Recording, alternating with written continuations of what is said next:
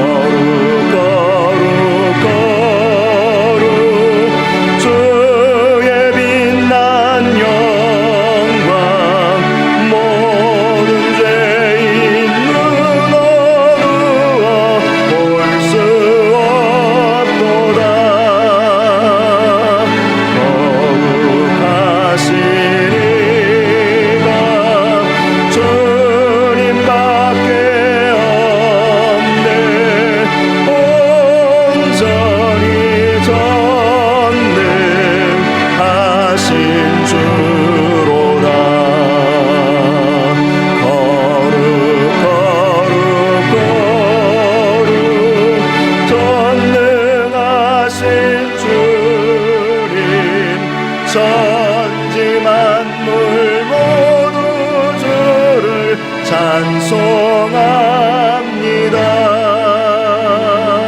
거룩 거룩 거룩 전능하신 주님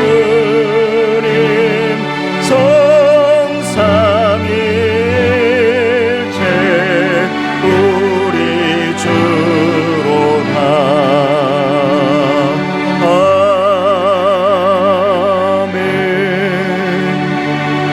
자리에 앉으시기 바랍니다. 이 시간 김광성 장로님 기도해 주시겠습니다.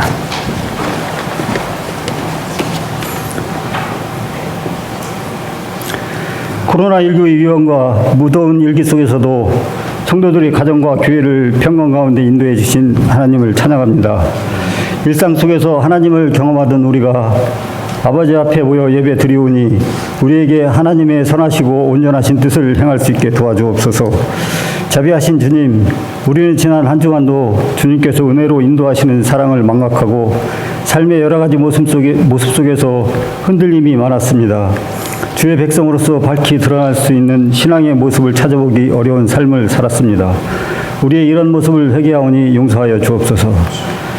주님의 사랑 가운데 서부중앙교회를 세우게 하시고 지금까지 인도하신 주님, 경건에 이르도록 내 자신을 연단하라고 말씀하신 대로 훈련이 없이는 교회가 성장할 수 없사오니 하나님의 말씀으로 경건에 이르는 훈련에 힘쓸 수 있는 공동체 되게 하옵소서. 수직 성장에 집착하지 않고 한 사람 한 사람이 예수 그리스도의 훈련된 군사로 세워지기 위해 애쓰는 교회 되게 하옵소서. 내실 없는 허세는 언젠가 무너질 수밖에 없고 말씀으로 다져지지 않는 믿음은 미세한 바람에도 흔들려 무너질 수밖에 없사오니 하나님의 말씀으로 잘 훈련받아 각 성도들이 예수 그리스도의 제자로 든든히 서게 하옵소서. 코로나 상황이 어떻게 전개될지 모르는 지금 개인과 교회와 나라를 위해서 더욱 무릎 꿇어 기도함으로 각종 질병과 전염병을 이기게 하시고 윤리 도덕적으로 무너져가는 이 사회가 건전하게 일어서서 비틀거리지 않고 올바른 길로 걸어가게 하옵소서. 하나님께서는 모든 사람이 구원을 받으며 진리를 아는 데 이르기를 원하시오니 우리가 구원의 복음이 필요한 자들에게 찾아가기를 원합니다. 또한 그들이 우리 교회를 통해서 진리를 알아가는 기쁨과 감격을 누리게 하옵소서. 이곳에서 훈련받은 구성원들이 또 다른 사람들을 세우게 하시고 훈련된 성숙한 제자들이 세상에 나아가 가정과 직장을 변화시키고 지역사회를 주도하는 리더들로 세워지게 하옵소서. 특별히 훈련의 임무를 감당할 담임 목사님과 부목사님 그리고 전도사님에게 말씀과 성령으로 충만하게 하셔서 각자 맡겨진 대로 영혼을 세우는 사역을 잘 감당하게 하옵소서. 오늘 말씀을 전하시는 천홍 목사님을 기억하옵소서. 최근 코로나 전국 이래 벌어지는 정부의 기독교에 대한 불신과 그 외 여러 가지 문제로 힘들고 고달픈 일이 많은 줄 아오나 주님이 늘 위로하여 주시고 힘주실 것을 믿습니다. 간혹 철부지 같은 성도들로 인하여 마음에 받는 상처가 없게 하여 주시고 혹 상처가 있을지라도 주님의 피 묻은 십자가를 바라보며 이겨낼 수 있도록 이끌어 주옵소서. 오늘 예배를 위해 수고를 아끼지 않는 반주팀과 영상팀 그리고 헌금위원들과 어려운 상황 속에서도 교회 청소와 방역을 위해 힘쓰는 성도와 교역자들에게 주님께서 위로하여 주시고 한없는 복을 더하여 주옵소서. 오늘 이 예배가 주님의 영광 가운데 드려지기를 간절히 원하오며 예수님의 이름으로 기도드립니다. 아멘.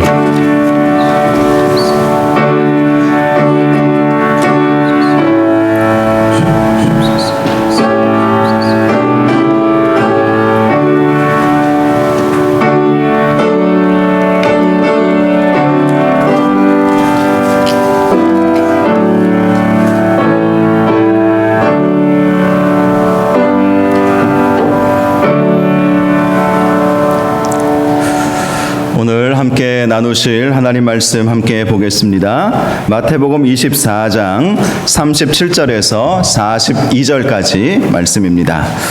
마태복음 24장 37절에서 42절까지 말씀, 신약성경 42쪽입니다. 말씀을 제가 봉독해 드리겠습니다. 마태복음 24장 37절에서 42절 말씀 제가 봉독해 드리겠습니다. 노아의 때와 같이 인자의 임함도 그러하리라.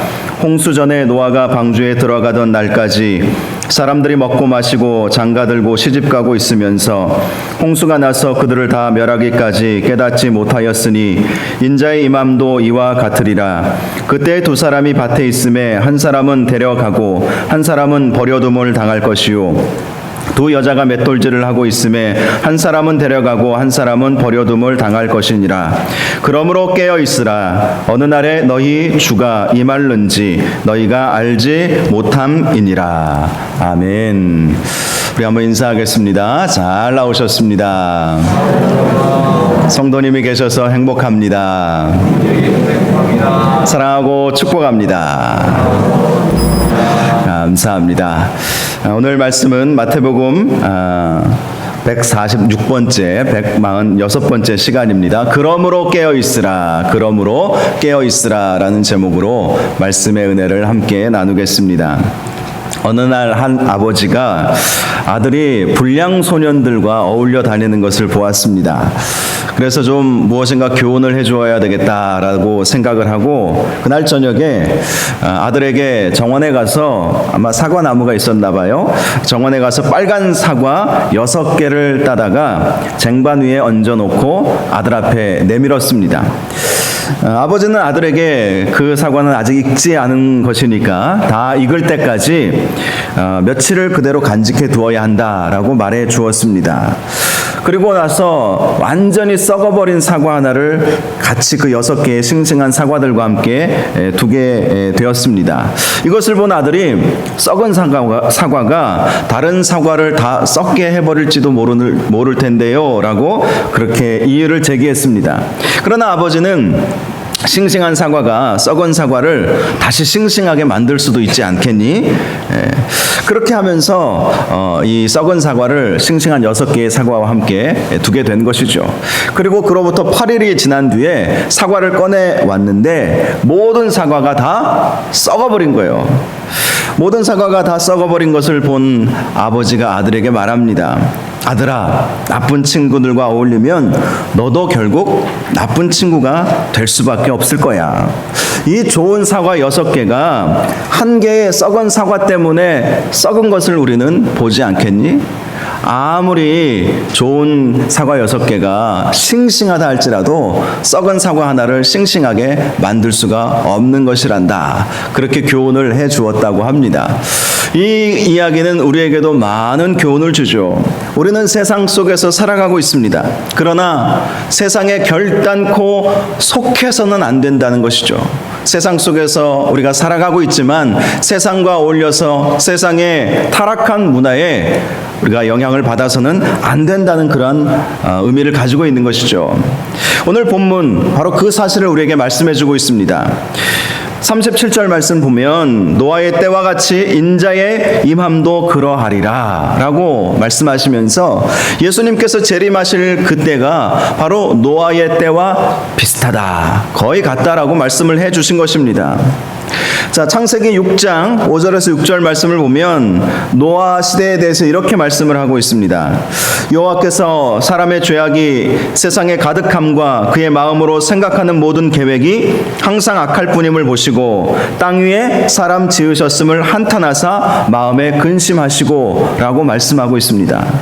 노아 시대에 사람의 죄악이 온 세상에 가득하였다. 예전 성경에는 관영하였다라고 표현을 하고 있죠.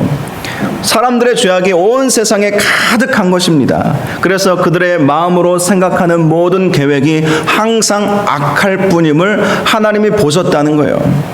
여러분, 마음의 계획이 입으로 나오고 또 말한 것이 우리의 삶으로 나오지 않습니까? 그러니 생각조차 악한 생각만을 하고 있었으니 얼마나 그 시대가 타락했겠습니까? 그것을 말씀해 주시는 거예요. 그래서 하나님께서 사람을 지으신 것을 한탄하실 정도로 또 마음에 근심하셨다고 말씀을 하고 있습니다. 이렇게 된 이유가 무엇일까? 창세기 6장 1절에서 4절 말씀을 보면 그 이유에 대해서 말씀하고 있습니다. 먼저 1절과 2절을 보니까 사람이 땅 위에 번성하기 시작할 때에 그들에게서 딸들이 나니 하나님의 아들들이 사람의 딸들의 아름다움을 보고 자기들이 좋아하는 모든 여자를 아내로 삼은지라. 자, 여기에 문제가 있었다는 것입니다. 이 말씀을 통해서 당시 죄악이 세상에 가득하고 그 마음의 생각과 계획이 악하게 된 대표적인 사건이 바로 하나님의 아들들이 사람들의 딸의 아름다움을 보고 자기들이 좋아하는 모든 여자를 아내로 삼았다라는 것입니다. 이 말씀에 대한 여러 가지 해석이 있어요. 그런데 일반적으로 이 말씀을 이렇게 해석합니다. 하나님의 아들들은 하나님을 믿는 사람들을 말하는 거예요. 그리고 사람의 딸들은 하나님을 믿지 않는 사람들을 말하는 것입니다. 그런데 하나님을 믿는 사람들이 사람들의 딸, 하나님을 믿지 않는 그 여인들을 무분별하게 아내로 맞이하여서 하나님을 믿지 아니하는 그 세상의 타락한 문화를 그대로 흡수하고 받아들이고 있었다는 것을 의미하는 말씀인 것입니다. 그렇죠.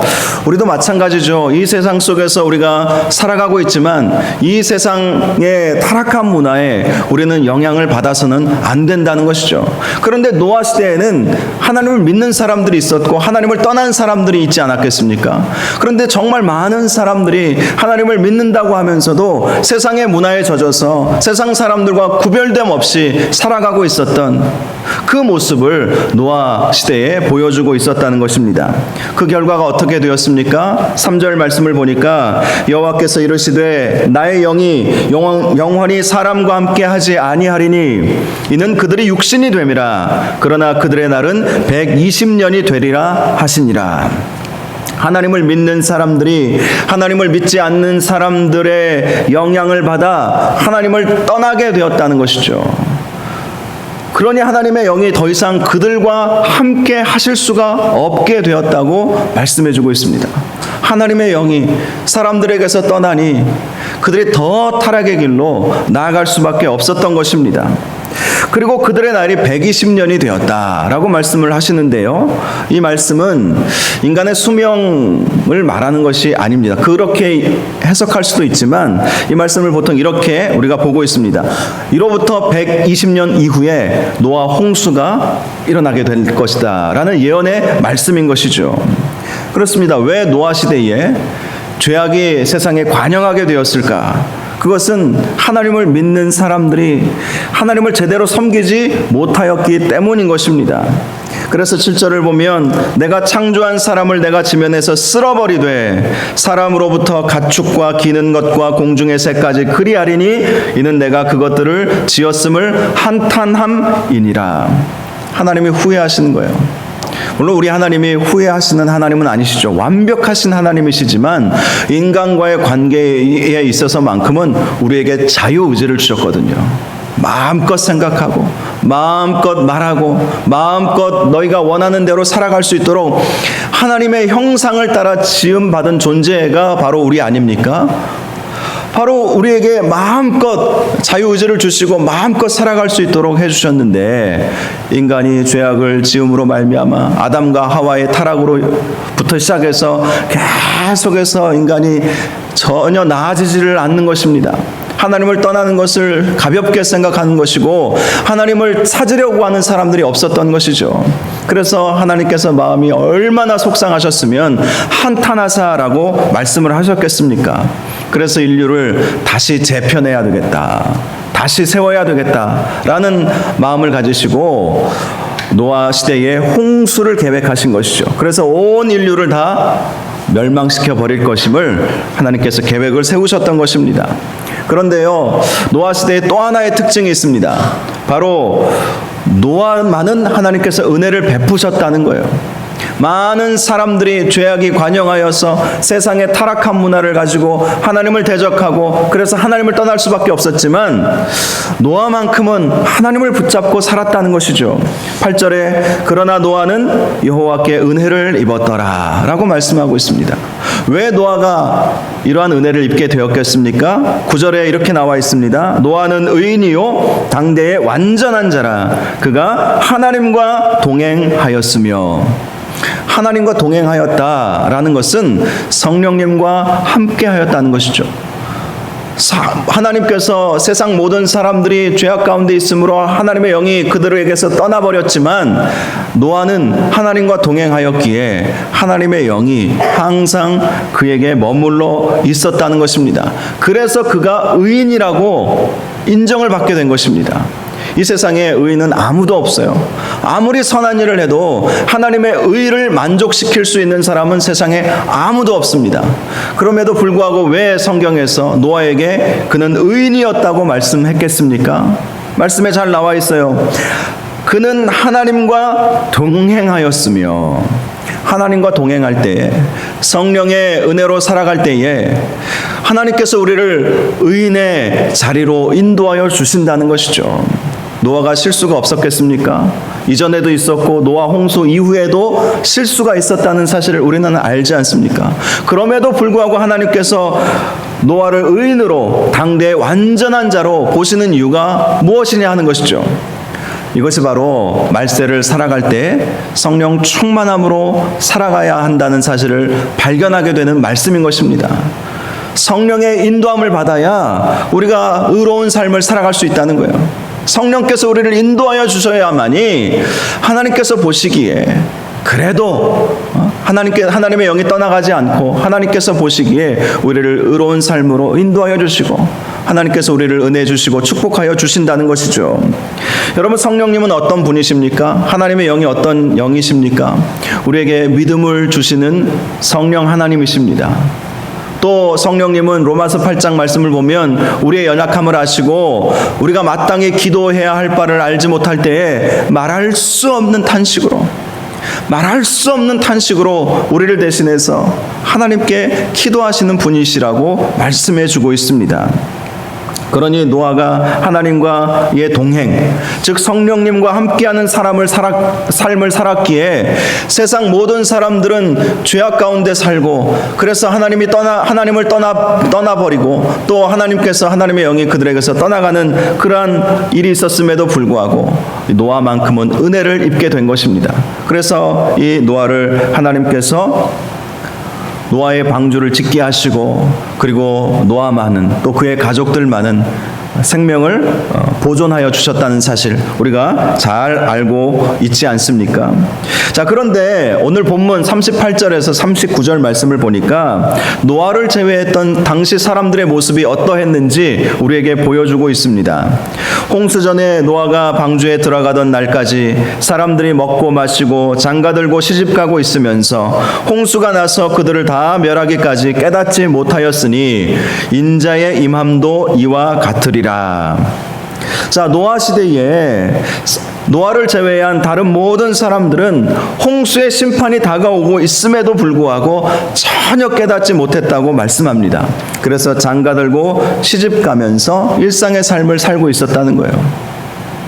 세상이 멸망으로 치닫고 있을 때 그것을 전혀 인식하지 못하고 이전의 삶을 살았다는 것입니다. 장가들고 시집갔다는 것은 이 창세기 6장 2절 말씀처럼 여전히 하나님의 아들들이 사람의 딸들의 아름다움을 보고 자기들이 좋아하는 모든 여자를 아내로 삼으면서 죄악된 삶을 살았다는 것을 의미하는 것입니다.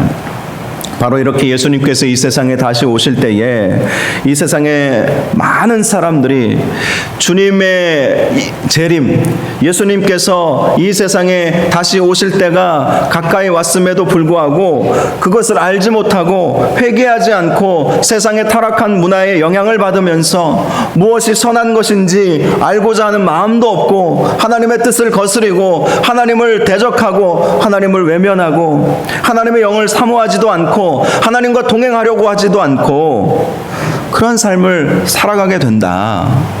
믿는 사람들도 그렇게 그런 영향을 받게 될 것이다. 이것이 바로 말세의 특징이라는 것입니다. 그래서 누가복음 18장 8절에 예수님이 인자가 올 때에 세상에서 믿음을 보겠느냐라고 말씀을 하신 거예요.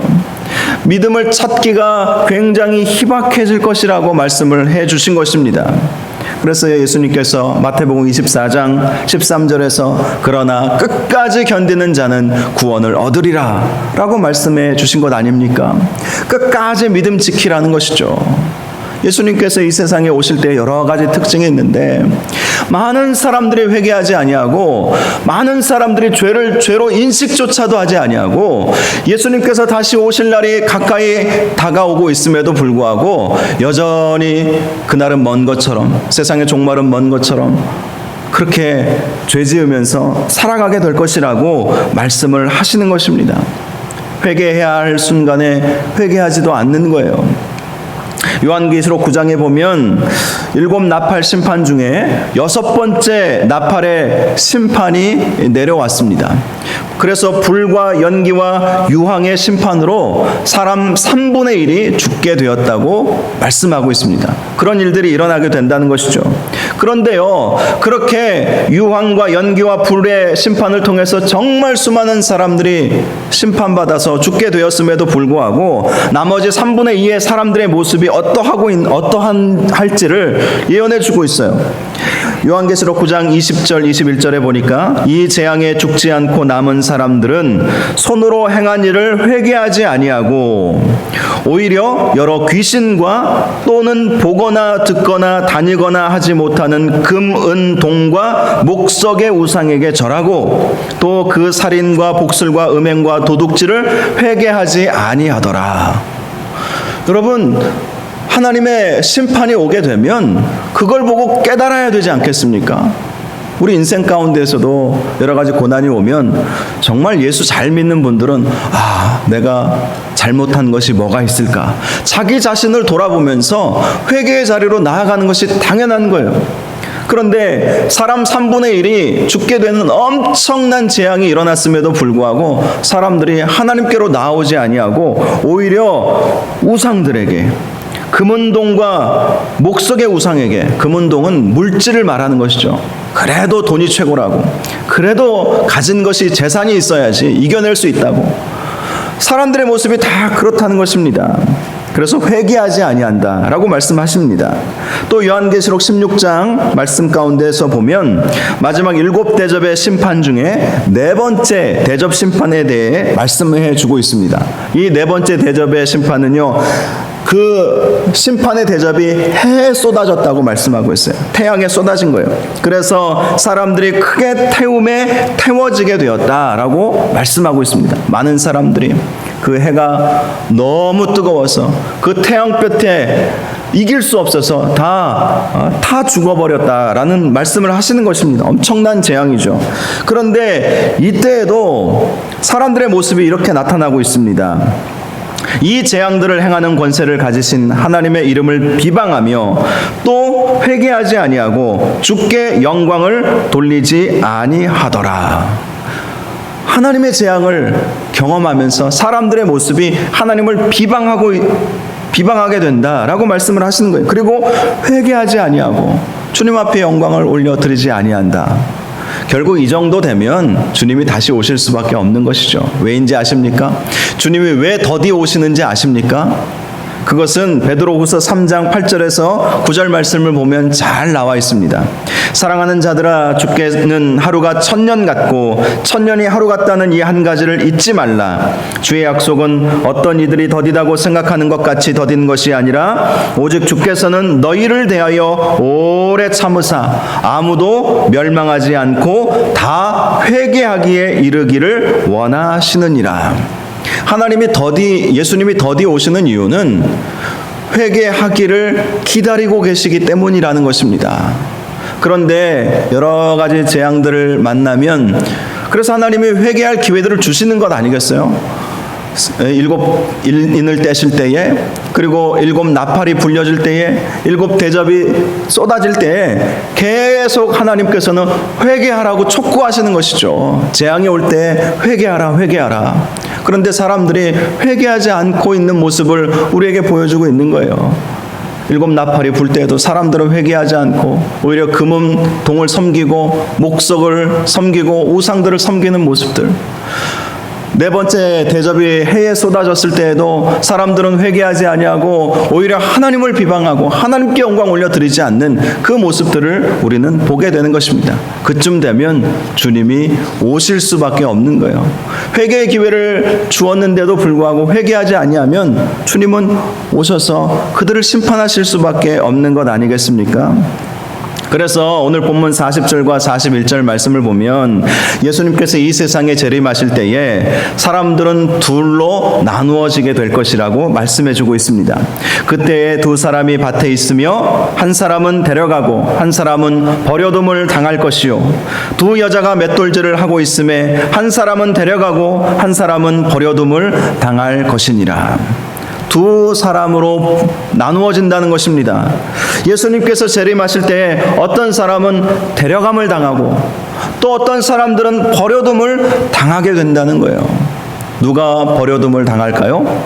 회개할 기회가 계속해서 주어졌음에도 불구하고 회개하지 않고 하나님을 비방하고 우상을 섬기는 사람들. 이런 사람들은 결국에는 버려둠을 당하게 된다. 버려둠을 당하게 된다. 함께 일하다가 갑자기 한 사람은 공중으로 올라가는 거예요. 우리 하나님께서 마지막 때에 예수님께서 이 세상에 오실 때 하늘 이 끝에서 저 끝까지 하나님께서 택하신 사람들을 불러 모으신다고 하지 않았습니까?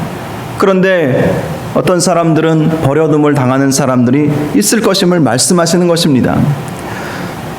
마태복음 24장 31절 두 주 전에 살펴본 말씀, 그가 큰 나팔 소리와 함께 천사들을 보내리니 그들이 그의 택하신 자들을 하늘 이 끝에서 저 끝까지 사방에서 모으리라.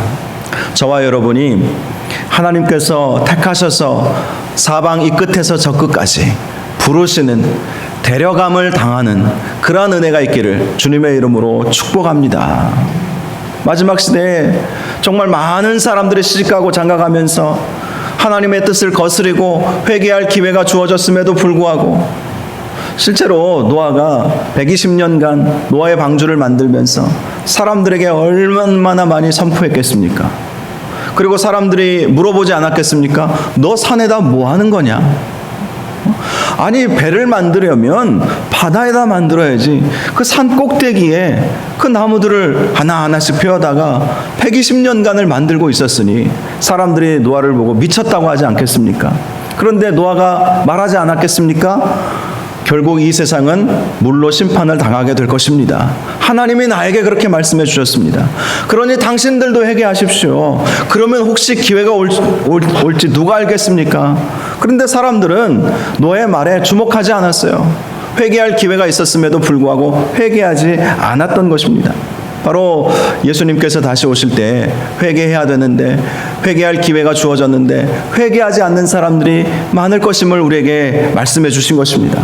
그러나 노아 시대에 하나님께서 노아에게 은혜를 베풀어 주시고 노아는 하나님께서 완전한 자요 의인으로 인정받게 된 건 그와 하나님께서 동행함으로 말미암아 그런 은혜가 되었다는 사실도 우리에게 말씀해주고 있다는 사실을 통해서 이 시대에는 버려둠을 당할 사람들만 있는 것이 아니라 데려감을 당할 노아와 같이 하나님의 은혜와 하나님의 축복과 하나님의 도우심을 받을 사람들도 분명히 있다는 사실을 기억해야 할 것입니다. 저와 여러분이 바로 그렇게 데려감을 당하는 은혜가 있기를 주님의 이름으로 축복합니다. 데려감을 당하는 사람들에 대해서 우리가 조금 전에 읽었던 마태복음 24장 31절에 보면 그의 택하신 자들이라고 말씀하고 있어요. 그래서 결국은 데려감을 당하는, 구원받는 사람은 하나님께서 택하신 사람들이라는 사실을 알 수가 있습니다. 이것을 신학적으로 하나님의 예정, 하나님의 작정이라고 말하죠. 택하신 자들만 구원받는다는 거예요. 에베소서 1장 4절에서 5절 말씀, 곧 창세전에 그리스도 안에서 우리를 택하사 우리로 사랑 안에서 그 앞에 거룩하고 흠이 없게 하시려고 그 기쁘신 뜻대로 우리를 예정하사 예수 그리스도로 말미암아 자기의 아들들이 되게 하셨으니 라고 말씀하고 있습니다. 창세전에 하나님의 기쁘신 뜻대로 우리를 예정하신 거예요. 하나님께서 우리를 택하여 주신 거예요. 이 말씀을 통해서 하나님의 택하심을 받은 사람들은 하나님의 뜻에 따라 이루어졌다는 사실을 알 수가 있습니다. 이 예정론에 대해서 다른 교단이나 다른 교파에서는 문제를 제기하는 경우도 있습니다. 왜냐하면 우리의 이성으로 이해하기가 쉽지 않거든요. 그러나 우리가 이해하지 못한다고 믿을 수 없는 것은 아닙니다. 저나 여러분이나 다 이해하고 믿게 되었습니까? 사실 이 믿음이라고 하는 것은 믿음으로 믿음에 이르게 되는 거예요. 로마서, 이제 내일부터 로마서 말씀 새벽에 말씀을 나눌 텐데 거기에 보면 나와 있어요. 믿음이라고 하는 것은 믿음으로 믿음에 이르게 되는 것이지 이해로 믿음에 이르게 되는 것이 아닙니다. 성경은 분명히 우리에게 말씀해 주고 있어요. 믿음으로 믿음에 이르게 된다. 그래서 우리의 이성으로 우리의 이해 범주 안에서 이해할 수 없는 이 신학적인 내용이 바로 이 예정론이지만 그러나 성경대로 우리가 바라보아야 할 필요가 있는 것이죠. 우리가 이해하기는 어려워도 그러나 이해할 때는 반드시 오게 될 것입니다. 그리고 신앙의 깊이가 깊어지면 그렇구나. 하나님께서 나를 구원하여 주신 것이 하나님의 계획하심과 하나님의 택정하심이 있었기 때문이구나. 이것을 알게 될 때가 분명히 오게 되죠. 문제는 내가 과연 하나님의 택함을 받은 사람인가 하는 것이죠. 하나님께서 택해 주셔야 우리가 구원받을 수 있어요. 사실 택해 주셔야 우리가 하나님을 온전히 섬길 수가 있습니다. 이 택함을 누가 받는가, 또 택함을 받은 성도들의 특징이 무엇인가, 이것을 우리가 조금만 이해를 하면 내가 택함을 받았는가 아니면 버려둠을 당할 것인가 알 수가 있게 되죠. 택함 받은 성도의 몇 가지 주요한 특징이 있습니다. 5가지만 간단히 제가 말씀을 드리겠습니다. 첫 번째, 하나님의 택함을 받은 성도는 예수님을 믿는 믿음을 가지게 된다는 것입니다. 한번 물어보십시오. 나는 예수님을 살아계신 하나님의 아들로 믿고 있는가? 베드로가 고백한 것처럼 주는 그리스도시요 살아계신 하나님의 아들이시니이다. 이거 베드로가 알고 믿은 거 아니에요. 하나님께서 믿음을 주신 거예요. 택함을 받았기 때문에. 고린도전서 12장 3절 말씀을 보니까 그러므로 내가 너희에게 알리노니 하나님의 영으로 말하는 자는 누구든지 예수를 저주할 자라 하지 아니하고 또 성령으로 아니하고는 누구든지 예수를 주시라 할 수 없느니라. 성령께서 임재하셨기에 우리가 예수님을 주님으로 고백하고 예수 그리스도를 믿게 되었다는 것이죠. 그래서 믿음이 나에게 작지만 살아있는 믿음을 내가 가지고 있다면 나는 하나님의 택함을 받은 사람이다 라는 것을 알 수가 있는 것이죠. 두 번째, 택함을 받은 성도는 회개할 줄 안다는 것입니다. 택함받지 않은 사람들은 회개의 기회가 주어져도 회개하지 않았죠. 그런데 택함받은 성도들은 회개의 자리로 나아가는 거예요. 누가복음 5장 32절 내가 의인을 부르러 온 것이 아니요 죄인을 불러 회개시키러 왔노라. 주님께서 이 세상에 오신 이유가 죄인들을 불러서 회개시키러 오셨다는 거예요. 그래서 내가 죄가 깨달아지고 그래서 하나님 앞에 날마다 회개의 자리로 나아가고 있다면 나는 택함받은 사람이라는 것입니다. 세 번째는요, 하나님의 택함을 받은 성도는 선한 일을 하게 된다는 것입니다.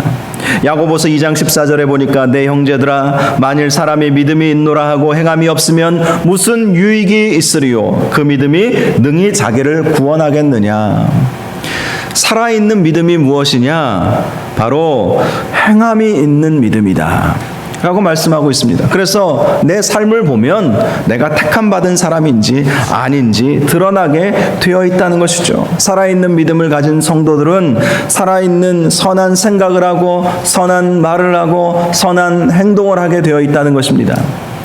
물론 완벽한 선을 이룰 수는 없어요. 그러나 정말 선을 행하지 못했을 때 안타까워하고 하나님 앞에 기도하는 것이죠. 하나님, 정말 착하고 선하게 살고 싶습니다. 내 속에 그리스도의 영이 계시기 때문에, 거룩한 성령님이 계시기 때문에 이 악한 생각과 악한 삶이 나하고는 아예 안 맞는 옷을 입는 거예요. 그래서 그것을 통해서 내가 택함 받았는지 아닌지를 알 수가 있다는 것이죠.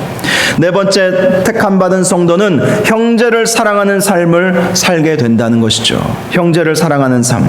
요한일서 3장 10절을 보면 이러므로 하나님의 자녀들과 마귀의 자녀들이 드러나나니 무릇 의를 행하지 아니하는 자나 또는 그 형제를 사랑하지 아니하는 자는 하나님께 속하지 아니하니라. 하나님께 속하지 아니한다. 택함 받지 않았다는 거예요. 형제를 사랑하지 않는 사람들, 여기서 말하는 형제는 성도들을 말하는 것이죠. 성도들, 함께 신앙생활하고 있는 우리 지체들을 사랑하는 거예요. 그의 부족함이 보여도 사랑으로 감싸주는 거예요. 사랑은 허다한 허물을 덮는다고 말씀하지 않았습니까? 덮어주는 거예요. 자꾸 들춰내는 것이 아니라 덮어주는 거예요. 사랑으로 덮어주는 거예요. 바로 이것을 통해서 하나님께 속하였는지 아닌지 드러나게 된다고 말씀하시는 것입니다. 마지막 5번째는요, 하나님의 택함을 받은 성도는 하나님의 말씀에 순종하는 삶을 살게 된다고 하는 것입니다. 요한복음 10장 25절에서 27절 말씀 보니까 예수께서 대답하시되 내가 너희에게 말하였으되 믿지 아니하는도다. 내가 내 아버지의 이름으로 행하는 일들이 나를 증거하는 것이거늘 너희가 내 양이 아니므로 믿지 아니하는도다. 내 양은 내 음성을 들으며 나는 그들을 알며 그들은 나를 따르느니라. 이렇게 말씀하고 있어요. 그렇습니다. 내 양이 아니므로 주님께서 주신 말씀을 믿지 않는다. 주의 음성에 순종하지 않고 따르지 않는다는 거예요. 그런데 주님의 양은 어떻게 하겠습니까? 주의 말씀에 귀를 기울이고, 실제로 목동들이 양을 칠 때 목동이 양의 이름을 부르면 바로 반응하는 것이 그 목동의 양입니다.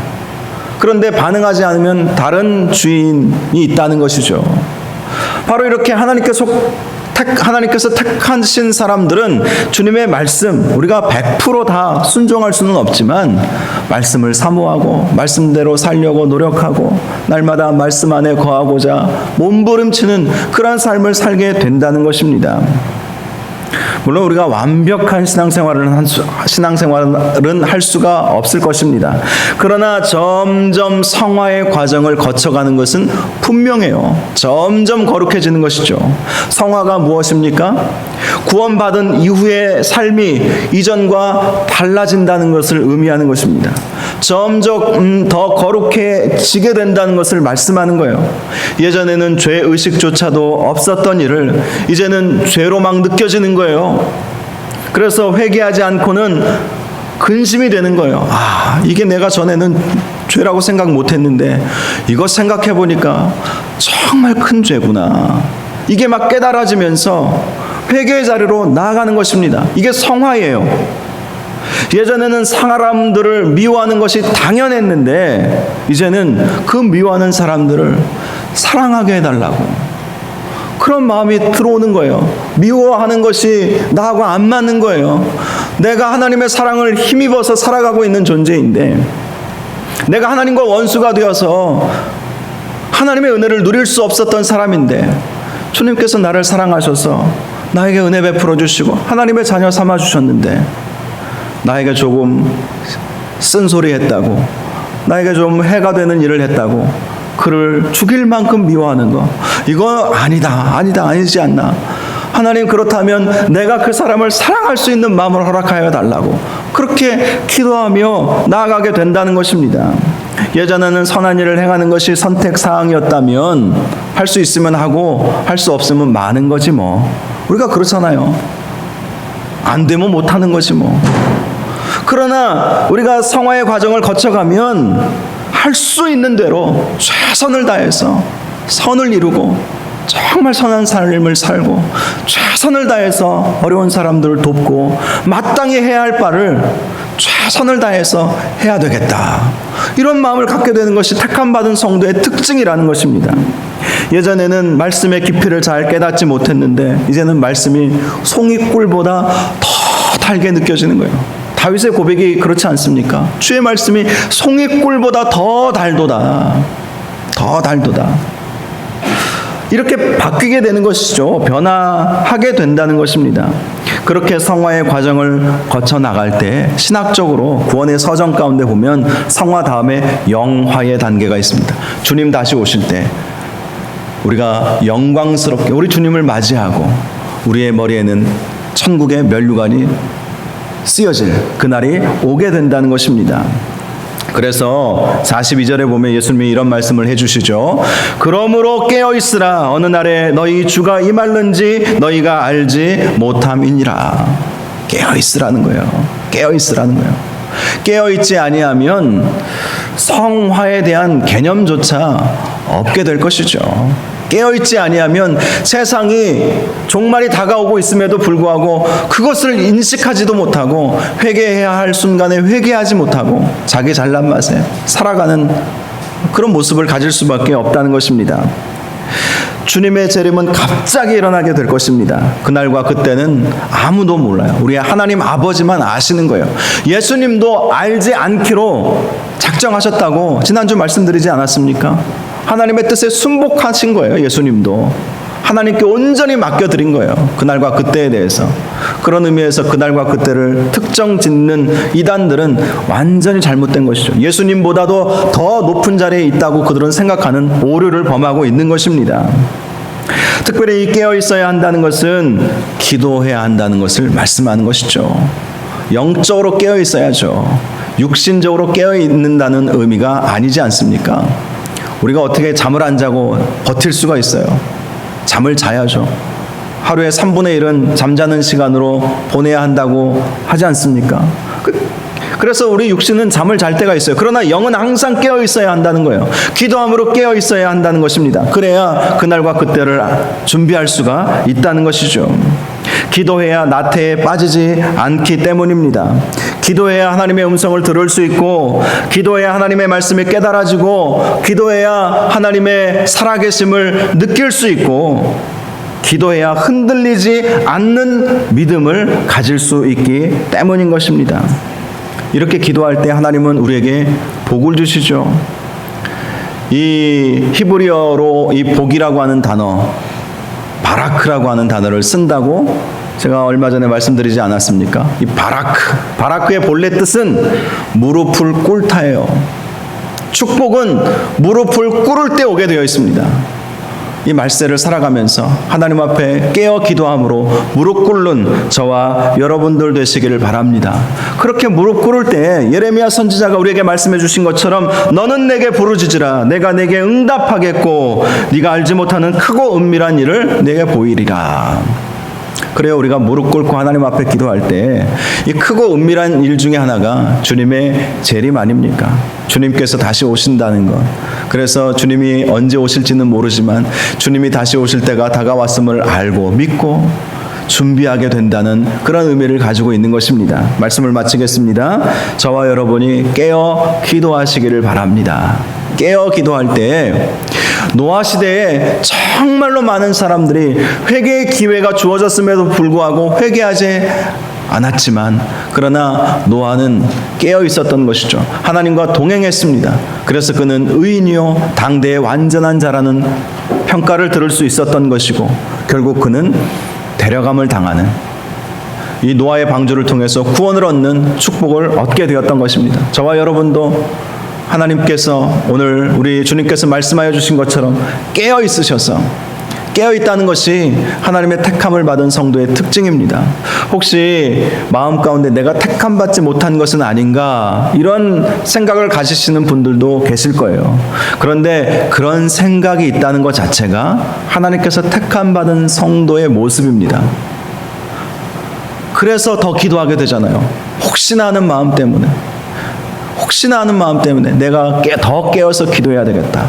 더 말씀대로 살아야 되겠다. 깨어서 기도하고 깨어서 주님 맞을 준비를 하시는 저와 여러분들이 되어서 버려둠이 아니라 데려감을 당하는 은혜와 축복이 있기를 주님의 이름으로 축원합니다. 이 시간 우리 함께 찬양 같이 부르기를 원하는데요. 은혜 아니면 살아갈 수가 없네 라는 찬양입니다. 정말 그래요. 은혜 아니면 우리는 살아갈 수가 없어요. 하나님의 은혜로 우리는 구원받은 것이고 하나님의 은혜로 우리가 예수님께서 이 세상에 오실 때 구원받을 수 있게 되는 것입니다. 우리 함께 이 찬양 말씀 생각하면서 찬양하겠습니다.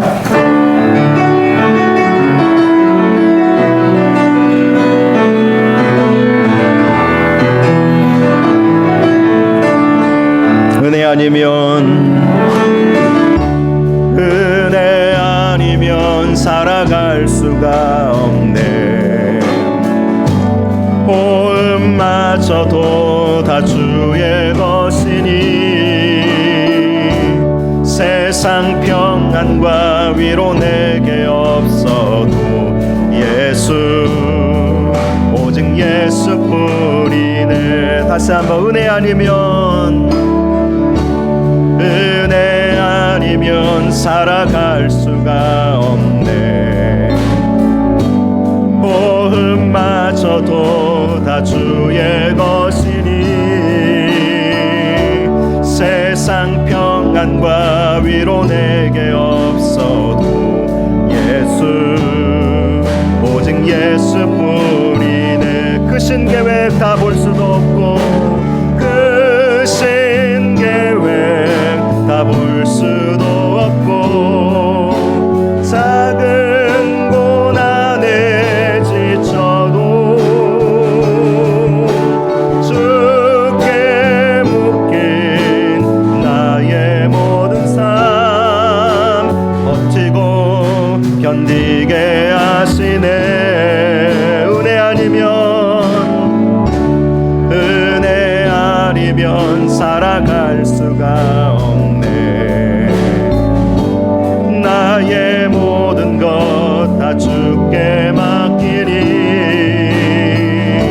참된 평안과 위로 내게 주신 주 예수 오직 예수뿐이네. 크신 계획 다 볼 수도 없고 크신 계획 다 볼 수도 없고 작은 고난에 지쳐도 주께 묶인 나의 모든 삶 버티고 견디게 하시네.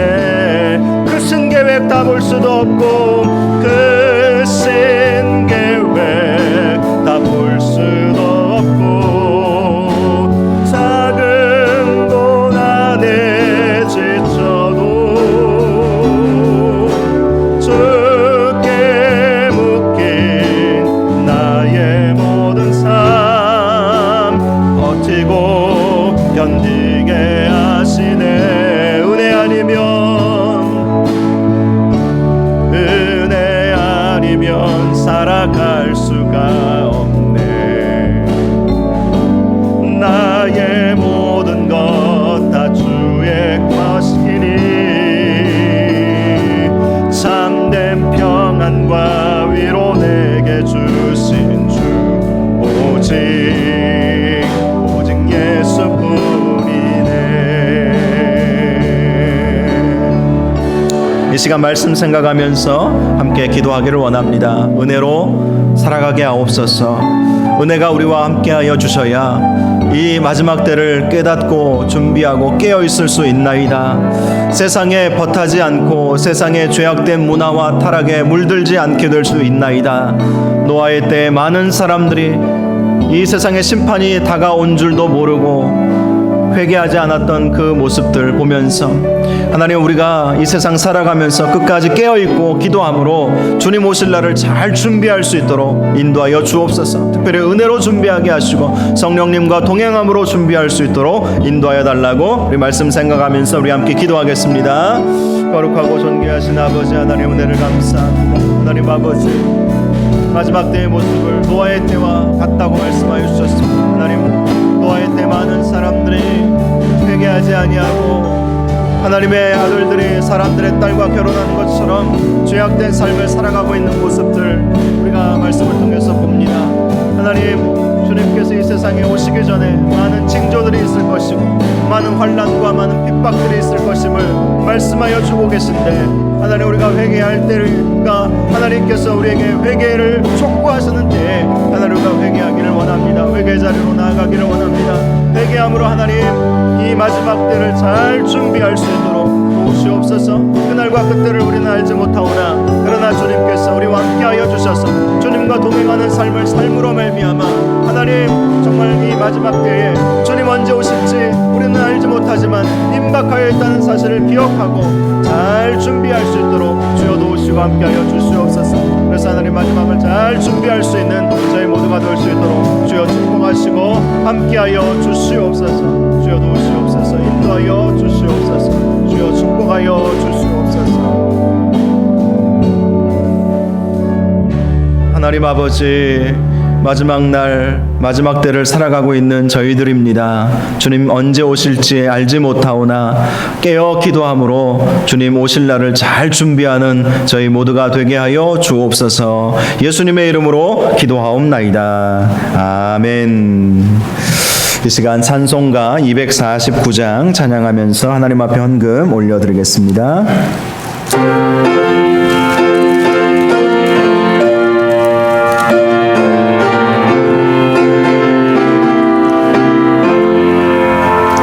주 사랑하는 자 다 찬송할 때에 그 보좌 앞에 둘러서 그 보좌 앞에 둘러서 큰 영광 돌리세 큰 영광 돌리세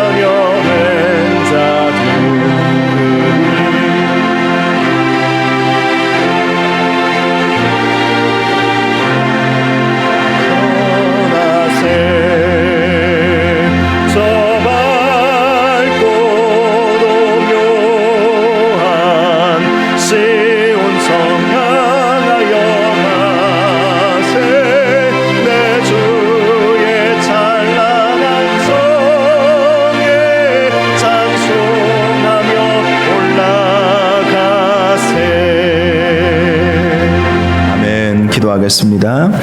거룩하고 존귀하신 아버지 하나님, 귀한 예물을 주님께 올려드립니다. 이 예물을 받아 주옵시고 이 예물이 쓰여지는 곳에 하나님의 영광만이 나타나게 하여 주옵시고 이 예물 드린 손길들을 축복하여 주옵소서. 소득의 11조를 올려드리오니 창고에 쌓을 것이 없게 해주시겠다고 하신 약속의 말씀 그대로 이루어지게 하시고, 감사 예물을 올려드리오니 감사 충만한 삶을 살게 하시고, 선교헌금, 구제헌금, 또 건축헌금을 올려드리오니 이 예물이 목적대로 잘 쓰여질 수 있도록 은혜 베풀어 주시옵소서. 없어서 드리지 못한 성도들도 위로하여 주시옵시고, 하나님 믿음과 더불어 물질의 복을 풍성히 채워주셔서 주님께 풍성히 드리고도 남는 은혜가 있도록 함께하여 주옵소서. 오늘 예배를 위해서 이 모양 저 모양으로 수고하고 헌신한 성도들 주께서 축복하여 주시옵시고, 특별히 우리 다음 세대의 우리 아이들 축복하여 주시기를 원합니다. 하나님, 우리 주일학교 다시 세워지게 하시고 우리 중고등부 청소년 또 청년들 모임도 다시 재개될 수 있도록 이 코로나 상황을 하나님께서 종식시켜 주시옵시고, 하나님 특별히 이 어려운 때에 우리가 믿음으로 끝까지 승리할 수 있도록 저희들의 믿음을 붙잡아 주시옵소서. 우리 성도들 가운데 몸이 연약한 성도들도 있습니다. 주께서 하시오니 깨끗이 고쳐주시고 치유하여 주시기를 원합니다. 암덩어리가 떨어져 나가게 하여 주옵소서. 암세포들 다 쭉 없어지게 하여 주옵소서. 또 모든 고질병 불치병들도 다 고침받게 하여 주시옵소서. 그래서 영육간의 강건함으로 하나님께 영광 올려드리는 저희 모두가 될 수 있도록 축복하여 주옵소서. 태중에 있는 아이들 또 우리 산모들도 있습니다. 하나님께서 축복하시고, 또 멀리 출타한 성도들, 또 군에 가 있는 자녀들도 있습니다. 우리 하나님께서 안전 지켜주시고, 또 온라인으로 예배드리는 모든 성도들 동일한 은혜와 축복을 허락하여 주옵소서. 예수님의 이름으로 기도하옵나이다. 아멘. 교회 소식 주보 참조하시면 되겠습니다. 특별한 광고는 없고요. 지난주에 말씀드린 것처럼 주일 오전에 오실 때 꼭 마스크 철저하게 잘 쓰시고, 각종 예배 정부에서도 새벽기도 수요일 금요일 마스크 쓰고 방역 기준 준수하는 조건으로 얼마든지 드릴 수 있다고 했으니까 여러분 많은 집회에 꼭 참여해 주시면 감사하겠습니다. 나머지 광고 주보 참조하시면 되겠습니다. 다 같이 자리에서 일어나셔서 이런 교회 되게 하소서 우리 찬양하고 축도로 예배를 마치겠습니다.